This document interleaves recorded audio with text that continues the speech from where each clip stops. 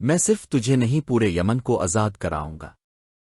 فیروز نے کہا، لیکن تیری مدد کے بغیر میں کامیاب نہیں ہو سکتا۔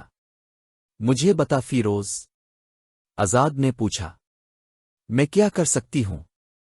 کسی رات مجھے اسود تک پہنچو دے۔ فیروز نے کہا، اگلے روز وہاں سے اس کی لاش اٹھائی جائے گی۔ کیا تو یہ کام کر سکتی ہے؟ کل رات اس وقت کے کچھ بعد اس دیوار کے باہر اس جگہ آ جانا جو میں تمہیں بتاؤں گی۔ آزاد نے کہا، میرا کمرہ اس دیوار کے بالکل ساتھ ہے۔ تم دیوار کسی اور طریقے سے پھلانگ نہیں سکو گے۔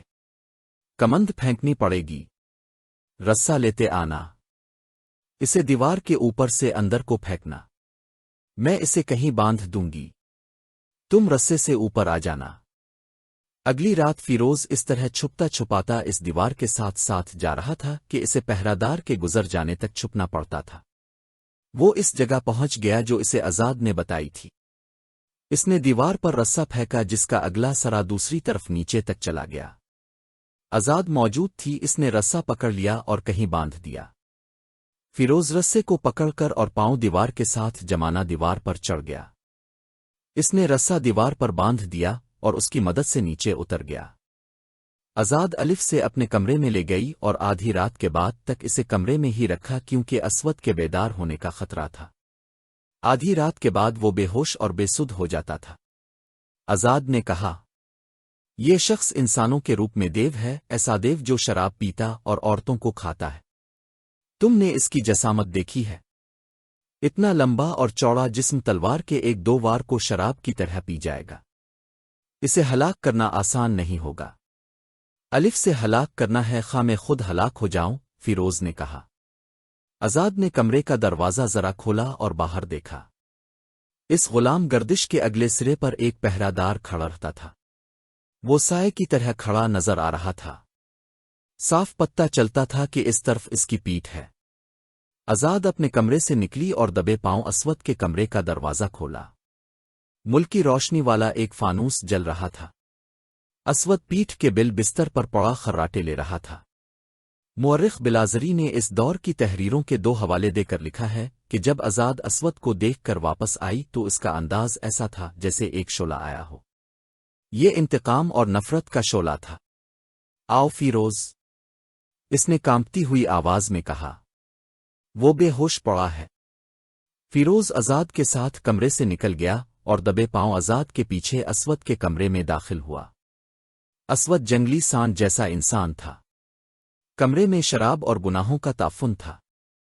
جانے ایسے کیوں ہوا، اسود بیدار ہو گیا۔ اپنے وزیر اور اپنی حسین ایرانی بیوی کو دیکھ کر وہ اٹھ بیٹھا۔ مورخوں نے لکھا ہے کہ آزاد کو وہ قابل اعتماد سمجھتا تھا۔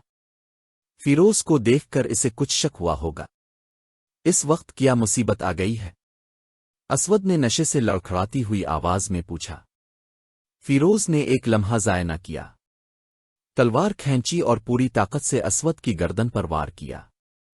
اسود نے گردن بچالی اور تلوار اس کے ننگے سر پر لگی۔ اسود کے منہ سے چیخ نما آوازیں نکلیں اور بستر سے لڑک کر دوسری طرف گرا۔ غلام گردش میں دوڑتے قدموں کی دھمک سنائی دی۔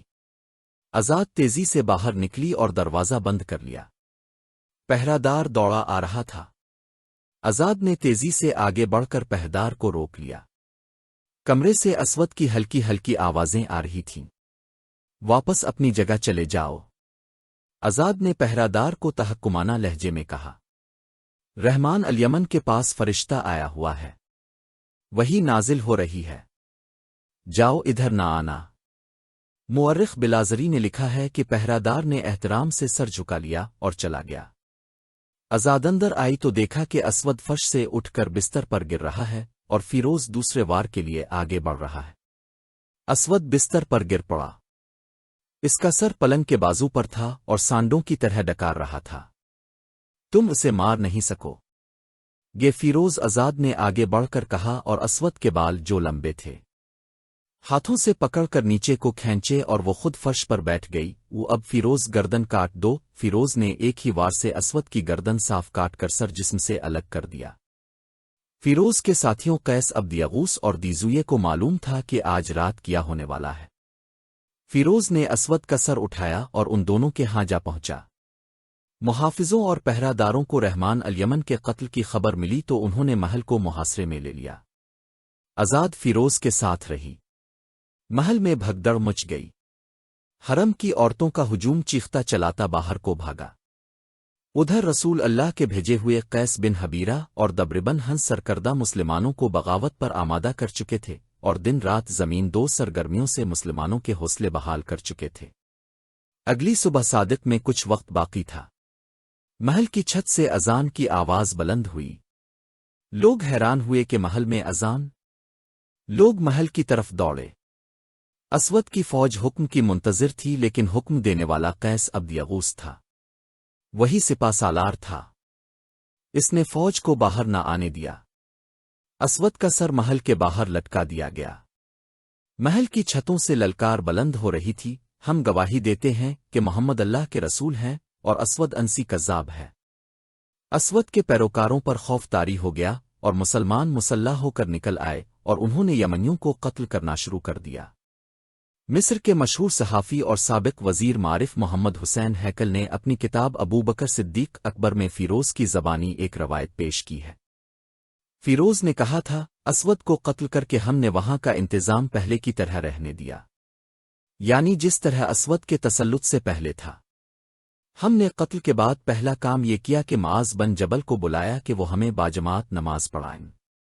ہم بے انتہا خوش تھے کہ ہم نے اسلام کے اتنے بڑے دشمن کو ختم کر دیا ہے، لیکن اچانک اطلاع ملی کہ رسول خدا می کنم وصال فرما گئے ہیں۔ اس خبر سے یمن میں ابتری سی پھیل گئی۔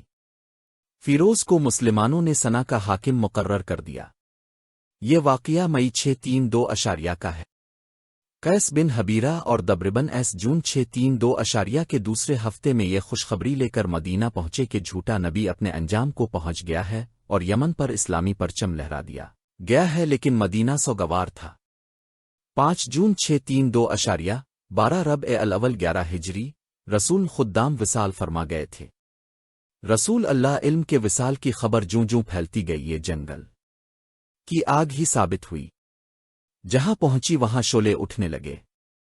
یہ شعلے بغاوت کے تھے۔ ایک تو اسلام کے دشمن تھے جنہوں نے اپنی تخریبی سرگرمیاں تیز کر دیں۔ دوسرے وہ قبائل تھے جنہوں نے صرف اس لیے اسلام قبول کیا تھا کہ ان کے سردار مسلمان ہو گئے تھے۔ ایسے قبیلے اتنے زیادہ نہیں تھے جنہوں نے سچے دل سے اسلام قبول کر لیا تھا۔ باقی تمام قبیلے اسلام سے نہ صرف منحرف ہو گئے بلکہ انہوں نے مدینہ کے خلاف علم بغاوت بلند کر دیا اور مدینہ پر حملہ کی باتیں کرنے لگے۔ خلیفہ اول حضرت ابو بکر صدیق نے باغی قبیلوں کو پیغام بھیجے کہ وہ اسلام کو نہ چھوڑیں۔ قاصد جہاں بھی گئے وہاں سے انہیں جواب ملا کہ ہمارا قبول اسلام صرف ایک شخص کے ساتھ معاہدہ تھا، وہ شخص نہیں رہا تو معاہدہ بھی نہیں رہا۔ اب ہم آزاد ہیں اور ہم اپنا راستہ اختیار کریں گے۔ تیسرا اور سب سے خطرناک فتنہ جھوٹے مدعیان نبوت کا تھا۔ رسول کریم می کنیم کی زندگی میں ہی نبوت کے جھوٹے دویدار پیدا ہو گئے تھے۔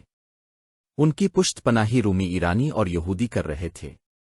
ان جھوٹے نبیوں میں ایک خوبی مشترک تھی، وہ شبدے باز اور جادوگر تھے۔ شبدے بازی اور جادوگری میں یہودی ماہر تھے۔ اسود انسی کا ذکر ہو چکا ہے، وہ بھی شعبدہ باز تھا۔ نبوت کے دوسرے دو دویدار طلیحہ اور مسیلمہ تھے۔ مسیلمہ خاص طور پر شبدے بازی میں مہارت رکھتا تھا۔ ایسے شبدے پہلے کوئی نہ دکھا سکا تھا۔ مثلاً وہ پرندے کے پر اس کے جسم سے الگ کر کے دکھاتا، پھر پرندے اور پروں کو اکٹے ہاتھوں میں لے کر اوپر پھینکتا، اوپر پرندے کے ساتھ ہوتے اور وہ پرندہ اڑ جاتا۔ مسیلمہ بدصورت انسان تھا۔ اس کے چہرے پر ایسا تاثر تھا جیسے یہ انسان کا نہیں حیوان کا چہرہ ہو۔ خدو خال بھی حیوانوں جیسے تھے۔ اس کا قد چھوٹا تھا، چہرے کا رنگ زرد تھا، لیکن اس کے جسم میں غیر معمولی طاقت تھی۔ اس کی آنکھیں غیر قدرتی طور پر چھوٹی اور ناک چپٹی تھی۔ یہ ایک بھدے آدمی کی تصویر ہے جسے کوئی بدصورت انسان بھی پسند نہیں کر سکتا، مگر جو عورت خواہ وہ کتنی ہی حسین اور سرکش کیوں نہ ہوتی، اس کے قریب جاتی تو اس کی گرویدہ ہو جاتی اور اس کے اشاروں پر ناچنے لگتی تھی۔ مسلمہ نے رسول اللہ کی زندگی میں ہی نبوت کا دعویٰ کیا تھا اور دو قاصدوں کے ہاتھ ایک خط ان الفاظ میں لکھا تھا، مسیلمہ رسول اللہ کی جانب سے، محمد رسول اللہ کے نام۔ आप पर सलामती हो। बादा वाज़ेह हो कि मैं रिसालत में आपका शरीक बनाया गया हूं। लहजा निस्फ ज़मीन मेरी है और निस्फ कुरैश की, मगर कुरैश इंसाफ नहीं कर रहे। रसूल अकरम ने ख़त पढ़ा और असदों से पूछा कि मिसलमा के इस अजीब व गरीब पैगाम के मुतालिक उनकी क्या राय है। हम वही कहते हैं जो ख़त में लिखा है। एक कासिद ने जवाब दिया, खुदा की किस्म। रसूल अल्लाह ने कहा, अगर कासिदों के कत्ल को मैं रवा समझता तो तुम दोनों के सर तन से जुदा कर देता। अपने मिसलमा को इस ख़त के जवाब में लिखवाया, बिस्मिल्लाह अर्रहमान अर्रहीम। मोहम्मद रसूल अल्लाह की जानिब से, मिसलमा कज़्ज़ाब के नाम। ज़मीन अल्लाह की है, वो अपने मुत्तकी बंदों में से जिसे चाहता है इसका वारिस बना देता है। इसके बाद मसलिमा को सब कज़्ज़ाब कहने लगे और इस्लाम की तारीख ने भी इसे मिसलमा कज़्ज़ाब ही कहा है। रसूल खुदा इन दिनों बिस्तर अलालत पे थे। अपने ज़रूरी समझा कि जिस शख्स ने ये जसारत की है कि रसूल करीम से ज़मीन का मुतालबा कर दिया है, इसकी सरगर्मियों और लोगों पर उसके असरात को फ़ौरन ख़त्म किया जाए। आपकी निगाह एक शख्स निहारुल रिजाल पर पड़ी। इस शख्स ने इस्लाम कबूल करके दीन की तालीम हासिल की थी। कुरान की आयात पर उसे उबूर हासिल था और वो आलम व फाजिल कहलाने के काबिल था। रसूल मकबूल ने इसे बिलाकर हिदायत दें कि वो यमामा जाए और लोगों को इस्लामी तालीम दे। अपने अलरिजाल को अच्छी तरह समझाया कि मुस्लिमा के असरात ज़ाइल करने हैं ताकि खून खराबे के बगैर ही ये शख्स गुमनाम और उसका दावा बेअसर हो जाए। रसूल अल्लाह के हुक्म की तामील में अलरिजाल रवाना हो गया। मुस्लिमा बिन हबीब जो मिसलमा कज़्ज़ाब के नाम से मशहूर हुआ था, रात को अपने दरबार में बैठा था। शराब का दौर चल रहा था। दरबार में इसके कबीले के सरकर्दा अफराद बैठे हुए थे। वो सब इसे अल्लाह का रसूल मानते थे।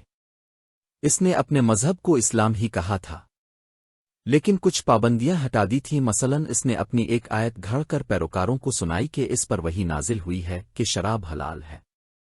दीगर ऐश व इशरत को भी इसने हलाल करार दे दिया है। इसका दरबार जन्नत का मंजर पेश कर रहा था।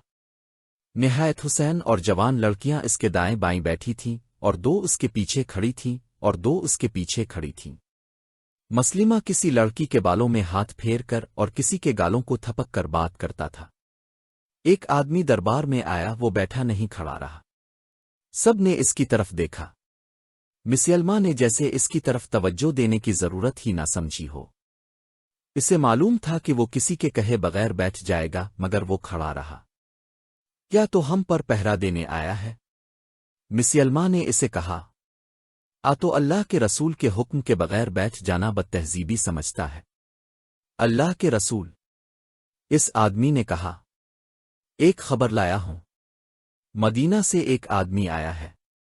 वो बहुत दिनों से यहां है और वो इन लोगों को जिन्होंने कभी इस्लाम कबूल किया था बताता फिर रहा है कि सच्चा रसूल मोहम्मद है और बाकी सब कज़्ज़ाब है। मैंने खुद इसकी बातें सुनी हैं। इसका नाम नायराल-रिजाल है। निहारुल-रिजाल? दरबार में बैठे हुए दो आदमी बैक वक्त बोले। फिर एक ने कहा, वो मुसलमानों के रसूल का मंजूर नजर है। मैं इसे जानता हूं। इसके पास इल्म है। ऐसे शख्स को जिंदा ना छोड़ें। दरबार में बैठे हुए एक आदमी ने गरज कर कहा, ए खुदा के रसूल। एक और आदमी ने उठकर कहा, क्या तो मुझे इजाजत नहीं देगा कि मैं इस बदबख्त का सर काट कर तेरे कदमों में रख दूं? नहीं। मिसलमा कज़्ज़ाब ने कहा, अगर वो आलम है और उसने मोहम्मद के कुरान की तालीम हासिल की है तो मैं इसे कहूंगा कि मेरे दरबार में आए और मुझे झूठा साबित करे। मैं इसे कत्ल नहीं होने दूंगा। इसे कल रात मेरे पास ले आना। इसे यकीन दिलाना कि इसे कत्ल नहीं की जाएगा। अलरिजाल को मिसलमा के एक आदमी ने कहा कि इसे अल्लाह के रसूल मिसलमा बिन हबीब ने अपने हां मदू किया है। क्या वो मेरे कत्ल का इंतजाम यही नहीं कर सकता था? अलरिजाल ने कहा, मैं इसे अल्लाह का रसूल नहीं मानता। मुझ पे ये लाजिम नहीं कि मैं इसका हुक्म मानूं। वो जहां चाहे तुम्हें कत्ल करा सकता। मिसलमा के एलची ने कहा, इसमें यह है ताकत भी है कि फूंक मार दे तो तेरा जिस्म मुर्दा हो जाए। वो तुझे जिंदा देखना और रुखसत करना चाहता है। مسلمانوں نے الرجال سے کہا کہ وہ اس کذاب کے ہاں نہ جائے، یہ میری زندگی اور موت کا سوال نہیں۔ الرجال نے کہا، یہ صداقت اور کذاب کا سوال ہے۔ اگر ایک کذاب کو صدق سے بہراور کرنے میں میری جان چلی جاتی ہے تو یہ سودا مہنگا نہیں، میں آؤں گا۔ الرجال نے کہا، آج ہی رات آؤں گا۔ مسلمہ سے کہنا کہ تو اگر سچا نبی ہے تو اپنے وعدے سے پھر نہ جانا۔ ایلچی نے مسلمہ کذاب کو الرجال کا جواب بتایا۔ الرجال یمامہ کے قلعے میں رہتا تھا۔ مشہور مورخ طبری نے لکھا ہے کہ مسلمہ اپنے خاص مہمانوں کے لیے بڑا خوشنما خیمہ نصب کرایا کرتا تھا، جس کی ساخت مکان جیسی ہوتی تھی۔ یہ خیمہ اندر سے بڑے دلفریب طریقوں اور کپڑوں سے سجایا جاتا تھا۔ صحرا کی راتیں سرد ہوتی تھیں، اس لیے مسلمہ خیمہ میں بڑا خوبصورت آتشدان رکھوا دیا کرتا تھا۔ اس آتشدان میں وہ کوئی چیز ایسی جڑی بوٹی رکھ دیا کرتا تھا جس کی خوشبو عطر کی طرح کی ہوتی تھی، لیکن یہ خوشبو اس پر ایسا اثر کرتی تھی جیسے اس خیمے میں سونے والے کو ہپناٹائز کر لیا گیا ہو۔ مسلمہ کا شکار بے ہوش بے خبر نہیں ہوتا تھا، بلکہ وہ مسلمہ کے اشاروں پر ناچنے لگتا تھا۔ خود مسلمہ پر اس کا یہ اثر نہیں ہوتا تھا۔ مسلمہ کذاب کو جب یہ اطلاع ملی کہ الرجال آ رہا ہے تو اس نے اپنا مخصوص خیمہ نصب کرایا اور اس میں وہ تمام انتظامات کرا دیے جو وہ کرایا کرتا تھا۔ اس نے رات کے لیے آتش دان بھی رکھوا دیا۔ الرجال آیا تو مسلمہ نے باہر آ کر اس کا استقبال کیا، تم ایک رسول کے بھیجے ہوئے آدمی ہو۔ مسلمہ نے کہا، اور میں بھی رسول ہوں، اس لیے تمہارا احترام میرا فرض ہے۔ میں صرف اسے رسول مانتا ہوں جس نے مجھے یہاں بھیجا ہے۔ الرجال نے کہا، اور میں تمہیں یہ کہتے ہوئے نہیں ڈروں گا کہ تم کذاب ہو۔ مسلمہ مسکرایا اور الرجال کو خیمے میں لے گیا۔ تاریخ میں اس سوال کا جواب نہیں ملتا کہ خیمے میں مسلمہ اور الرجال کے درمیان کیا باتیں ہوئیں۔ کیسی سودے بازی یا کیسا شبدے جادو تھا کہ اگلی صبح جب الرجال خیمے سے نکلا تو اس کے منہ سے پہلی بات یہ نکلی کہ اس میں کوئی شبہ نہیں کہ مسلمہ اللہ کا سچا رسول ہے اور اس پر وحی نازل ہوتی ہے۔ اس نے یہ بھی کہا، میں نے محمد کو یہ بھی کہتے ہوئے سنا ہے کہ مسلمہ سچا نبی ہے۔ الرجال کی حیثیت صحابی کی سی تھی، اس لیے مسلمانوں نے اس پر اعتبار کیا۔ الرجال بنو حنیفہ سے تعلق رکھتا تھا۔ الرجال کا اعلان سن کر بنو حنیفہ کے لوگ جوک در جوک مسلمہ کو اللہ کا رسول مان کر اس کی بیعت کو آگے۔ مورخ لکھتے ہیں کہ مسلمہ نے یہ سوچ کر الرجال کو قتل نہیں کرایا تھا کہ وہ عالم ہے اور رکھتا ہے، اگر اسے ہاتھ میں لے لیا جائے تو بیعت کرنے والوں کی تعداد میں اضافہ ہو جائے گا۔ چنانچہ اس صحابی کا درجہ کو ہاتھ میں لینے کے لیے آتشدان کا اور اپنی زبان کا جادو چلایا اور الرجال کو اپنا دستن راست بنا لیا۔ الرجال نے مسلمہ کی جھوٹی نبوت میں رو پھونک دی۔ اکثر ماں باپ اپنے نوزائیدہ بچوں کو رسول کریم عالم کے پاس لاتے اور آپ علیکم بچے کے سر پر ہاتھ پھیرا کرتے تھے۔ الرجال نے مسلمہ کذاب کو مشورہ دیا کہ وہ بھی نوزائیدہ بچوں کے سروں پر ہاتھ پھیرا کرے۔ مسلمہ کو یہ بات اچھی لگی، اس نے کئی نوزائیدہ بچوں اور بچیوں کے سروں پر ہاتھ پھیرا۔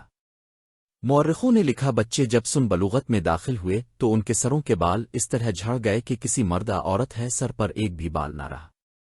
اس وقت تک مسلمہ کو مرے ہوئے زمانہ گزر گیا تھا۔ اس دوران ایک عورت نے بھی نبوت کا دعویٰ کیا۔ اس کا نام سجا تھا، وہ الحارث کی بیٹی تھی۔ اسے الفام صادرہ بھی کہا جاتا تھا۔ اس کی ماں عراق کے ایک قبیلے سے تھی اور باپ بنو یربو سے تعلق رکھتا تھا۔ الحارث اپنے قبیلے کا سردار تھا۔ سجا بچپن سے خود سر اور آزاد خیال کے تھی۔ وہ چونکہ سرداروں کے خاندان میں جنی پلی تھی، اس لیے دوسروں پر حکم چلانا اس کی سرشت میں شامل تھا۔ وہ غیر معمولی طور پر ذہین اور عقلمند نکلی۔ ایک دو مورخوں نے لکھا ہے کہ یہ غیب دان بھی تھی اور وہ آنے والے وقت کو قبل از وقت جان لیتی تھی۔ اس کے متعلق اختلاف رائے بھی پایا جاتا ہے، لیکن یہ بات سب نے متفقہ طور پر کہی ہے کہ سجا قدرتی طور پر شاعرہ تھی، ہر بات منظوم کرتی تھی۔